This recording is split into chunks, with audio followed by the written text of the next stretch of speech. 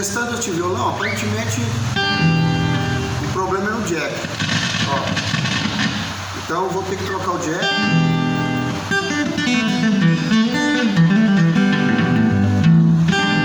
O violão top da Giannini. Vou também regular a altura do rastilho. Vou ter que desgastar para dar uma ação das cordas mais macia.